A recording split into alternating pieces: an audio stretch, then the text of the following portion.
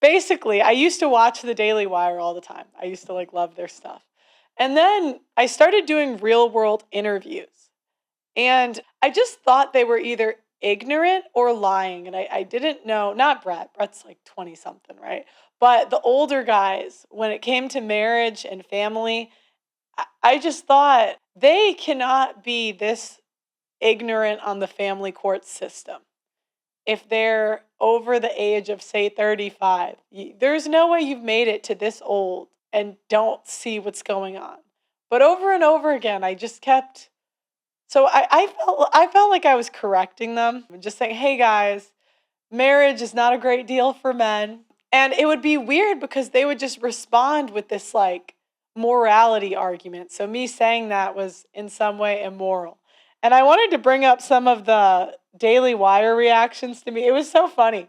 It's like I watched them in high school and then I end up being reacted to by all of these guys. I'm like, how did I end up here? And I have a better understanding now of a lot of these concepts. So I'm actually glad I can re-react to this. It's interesting how the meaning of red pill has evolved over the last 5 years to essentially now mean I would say anti-woman. They would say pro-man, but I think it's far beyond pro-man. I think it's decidedly anti-woman in many ways. And you see people who, I think some of them are bad actors who are peddling, but then you also see people like PearlyThings who, I don't know Pearl, I don't know if she's a bad actor or not. I kind of get the sense that maybe she's just a naive person being kind of dragged along out of half desire to be famous and half probably hasn't read a book. And half of that I interviewed 1,000 people. I want you guys to go do that. That's what I thought. I was like, let me go see you interview 1,000 people. And anyway, sorry, I need to not get triggered. relate to. But the other half, you can also relate to. But I do think it's this interesting question that is harder to talk about. And what is the role of men and women? What is the role of marriage in a society that has essentially turned its back on the concept of marriage, that is legally encoded anti-man policies and then into our legal code? The definition of marriage. I mean, abolish the definition. It's not anti-men. They've abolished difference. They've abolished the difference between men. The distinction itself. Yeah. I just went on the Whatever podcast for my, I think it's now my 28th. And so this is where you get the cognitive dissonance. So he goes on Whatever, okay? And on Whatever, they put attractive women on that podcast. He goes on all the time. You see what the market is offering. This isn't great for the guys. And you see the decisions that women as a collective are making. And it's not really indicating that they want to be wives and mothers. And yet we're still saying that the red pill is scaring men into not getting married. It's not. And I'm telling you guys, most men under the age of 35 in the right circumstances would get married. I would say from my interviews, most guys that are young would still give it a good go. They'll say, you know what? If I find the right girl, she's hot enough, good looking enough, and I'll still give it a good go. It's women that do not want to get married and have children. I found more men that wanted to be fathers than women that wanted to be mothers. And I didn't come to this conclusion. Remember, I had a very similar worldview to them to start. But it was like I couldn't ignore what was in front of me. I couldn't interview woman after woman after woman that didn't know how to cook, didn't want to serve a man, didn't want to obey her husband, and think to myself, wow, they're really making choices to want to do that. But I might also burn in hell for eternity. And I thought about it for a moment, and then I thought, no, okay, I won't do it. And so I went on. And I also have a rule: never give the audience what they want. Yeah, exactly. Never. I went on a great discourse about the Treaty of Augsburg. Actually, so I go on there, and I just felt it's not these girls' fault. Do you see that? Do you see? This is exactly what I'm saying. It is never our fault, ever, ever, ever, ever, and it drives me crazy. Because, and in the beginning, right, you kind of have empathy. But again, then I would just interview woman, man. It's like, do you feel bad for a guy that's broke at 35? So why do we feel bad for, like, women if they're freezing their eggs at 35? Like, I mean, you probably made some bad decisions to get there. But then you got Michael Knowles coming in saying, this isn't your fault. What are you talking about? It's okay, Not everyone can be great at everything. Sometimes You just take the L. So I go on there, and I just felt it's not these girls' fault. All of them have some weird family situation. None of them. We live in a culture that teaches them a ton of lies. They haven't. But if a man turns 18 and has some weird family situation and commits a crime, we would all say that's your fault. But it's always the get out of jail free card every single time. It drives me crazy. No education. Even if they went to good schools, they have no education. And the thing is, you never know if they believe this stuff because they really believe it and they just don't know, or because every content creator knows you make more money with a bigger female audience. Women make 8 out of 10 consumer buying decisions. Everybody's dollar, except mine, go to theaudacitynetwork.com. That's theaudacitynetwork.com and sign up for our monthly or yearly memberships to support our documentaries, shows, producers, and guests. Thank you. They don't. So I felt, okay, let's just talk about what's really going on here.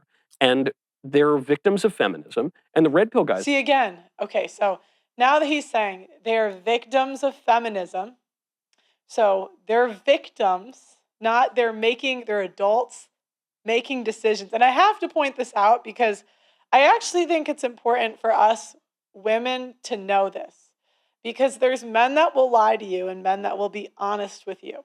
And personally, I would prefer someone that's honest over somebody that's hiding the truth from me, whether intentionally or unintentionally, to shield my feelings.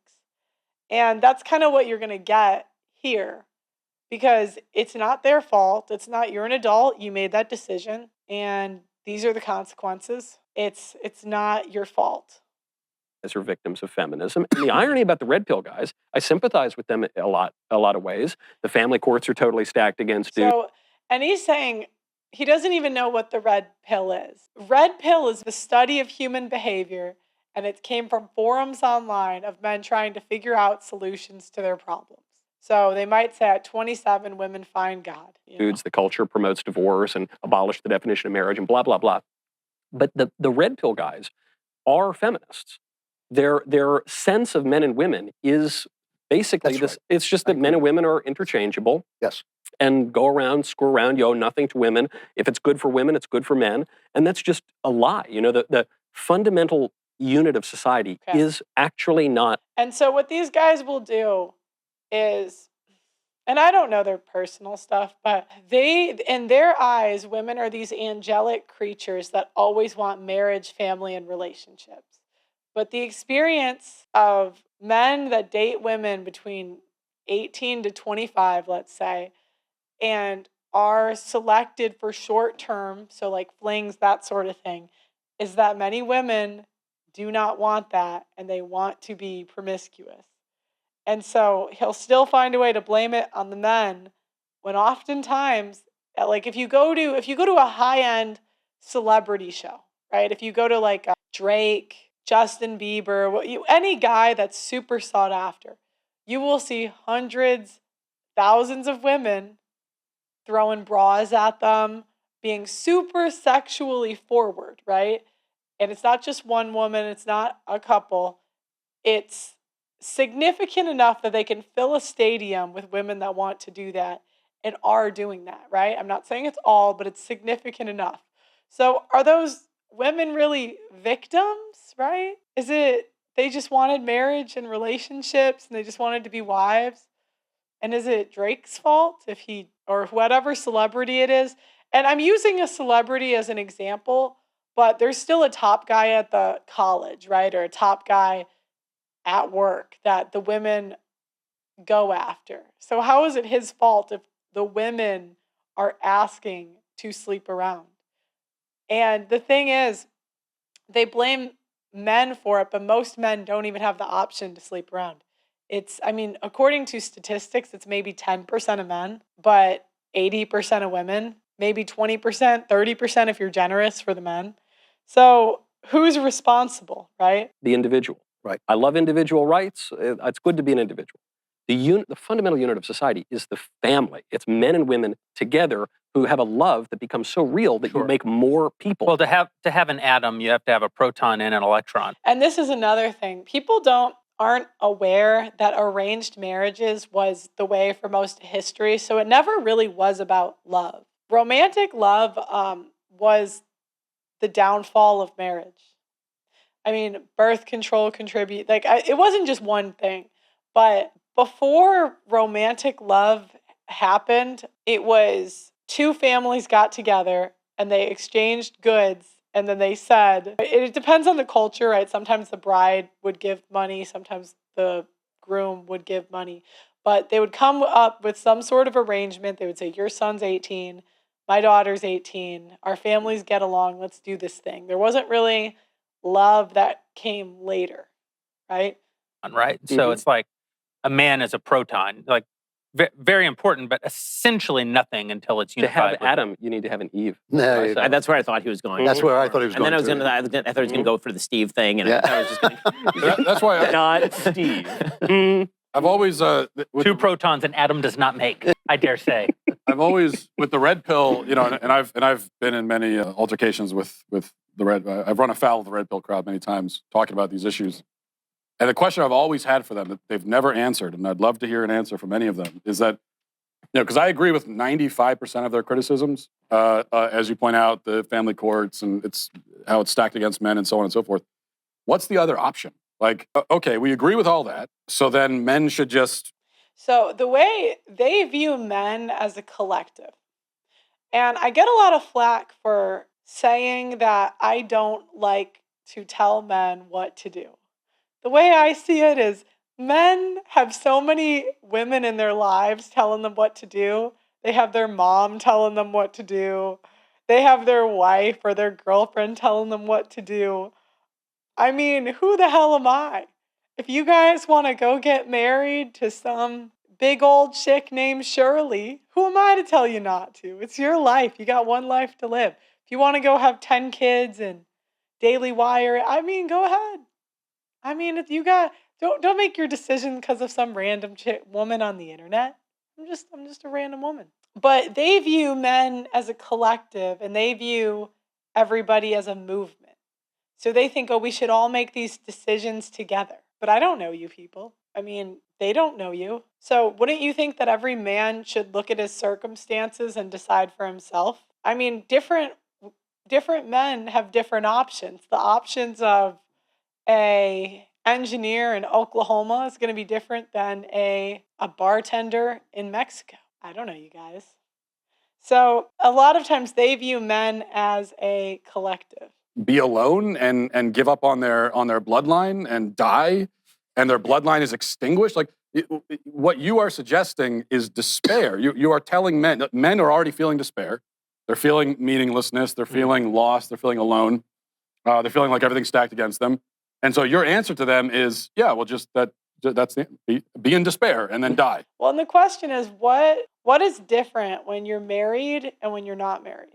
What's different when you're living together and when you're married? What's the difference? The difference is that when she gets married, then she has leverage. Granted, I think they always have leverage. If you have kids, she has leverage. But that's why you hear a lot of men say after marriage, the woman changes, or after children, the woman changes, because you get to see who she truly is, because now she has leverage that it's much more difficult for you to leave. And my point is that's just not an okay answer. That can't be the answer. And have lots and lots of sex. Well, but that's the Sterile That's sex. what you said. Although not as much as a married man. But this is what you were saying, is that's how it turns to the anti-woman. Yeah. Because it's not about the despair. The way that you find meaning is then by disparaging the people who have victimized you.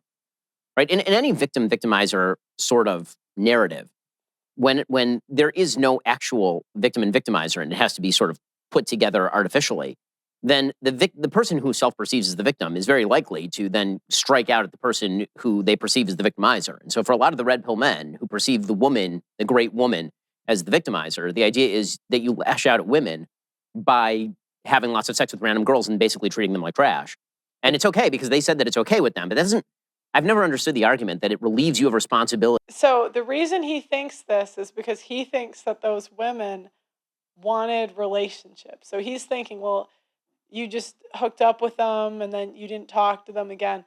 Well, they wanted you to talk to them. Do you know how many guys I've heard say that they would hook up with women and the women didn't want relationships.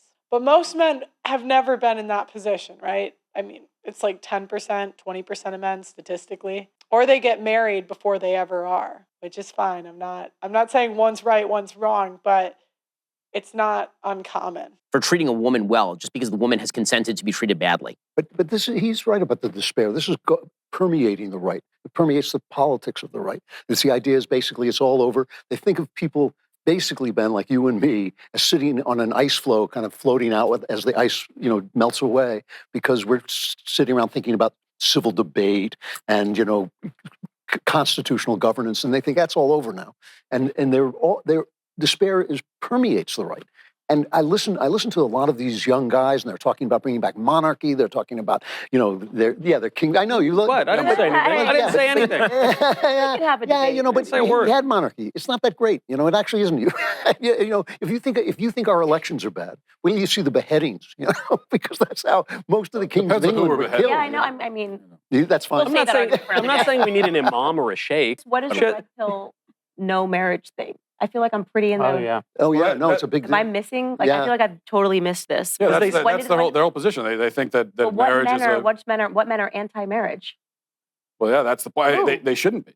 But it's. No, but he's right. This is true. All the guys that pop up in our Twitter feed. But tell me, I'm actually missing this. Well, I didn't know the marriage thing. I'm very pro-marriage. Pearl argument. Pearl Yes. made the argument men should not get married.